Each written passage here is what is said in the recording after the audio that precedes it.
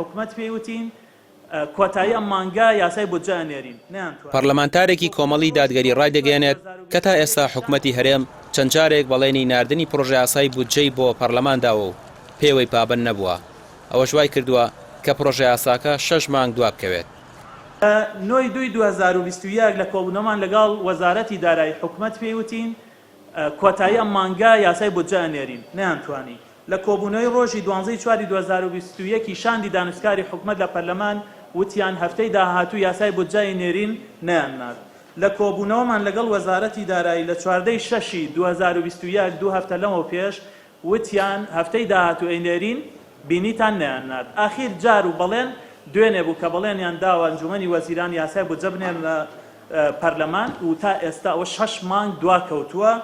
ئایا یاسای بودجە 6 مانگ دوا بکەوێ ئەوسا سوودەکانی چین و قازانجی چییە و زیانەکانی چین بۆ سەر خەڵکی هەرێمی کوردستان؟ سوودی یاسای بودجە چییە؟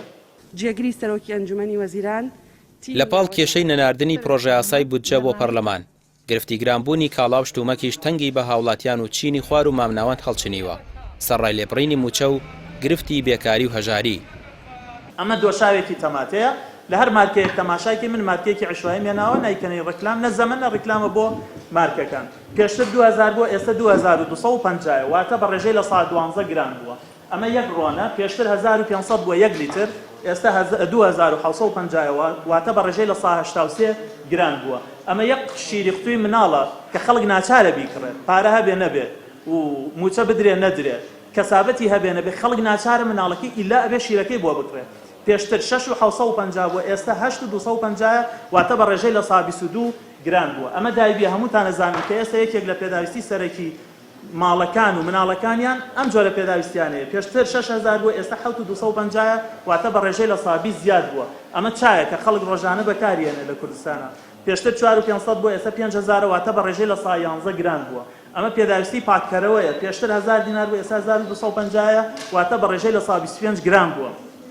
ئەمە یەک ڕۆنی شلە. پێشتر 2500 بۆ ئێستا 3750 واتە بە ڕێژەی لە ساعت 50 گران بووە. ئەمە پەنیرە کە خەڵک ڕۆژانە بەکارێنێ 1500 بۆ ئێستا 1750 واتە بە ڕێژەی لە ساعت 16 گران بووە. ئەمە ساوەرە. ئەمە ماڵی دەوڵەمەندەکان نازان ئەمانە بەچەنە بۆ زانیاریتان. ئەمە خەڵکی فەقیر و هەژارە زانێ ئەمە گران بووە چەند قورسە لەسەری. پێشتر 1000 دینار بووە ئێستا 1250 واتە بە ڕێژەی لە ساعت 25 گران بووە. ئەمە پێداویستی پاککەرەوەیە سابوونە پێشتر 1500 بۆ ئێستا 1750. باش بەڕای ئەم پەرلەمانتاری کۆمەڵ حکومەت هەمیشە بارگرانی بووە بەسەر هاوڵاتیانەوە و ئەوەی لا بەرژەوەندەی حیزبدا بوو بێت بەسەر خەڵکدا سەپاندوێتی. هەروەها بازار لەلایەن کۆمپانیەکانی دوو حیزبی دەسەڵاتەوە قۆڕق کراوە بۆیە نرخی شتەکان بەردەوام بەرز دەبێتەوە. هۆکاری بەرزبوونەوەی نرخ چییە؟ ئەم پرسیارێکی جددیە کە خەڵکەیکە. پاش بە دوواداچوونی ورد ئەمە هۆکارەکان یەکەم گۆڕانکاری لە بەهای دیناری عێراقی بەرامبەر بە دۆلار نەبوونی هیچ بەرنامە و پلانێکی حکومت لە ڕێخستنی ئەرێنیانەی بازار چەند هۆکارێکی تریژەن. سێم بە دوواداچوون لە بواری قۆڕقکاری و بەرزکردنەوەی نرخ. بە دوواداچوونی یەکەم بەپێی خاڵی نۆیەمی ئاستی چاکسازی هێڵەگشتیەکانی بەرنامەی کاری کابینەی نۆیەم حکومت کار دەکات بۆ ڕێگرتن لە قۆڕقکاری بابزانین کردوێتی یاننا.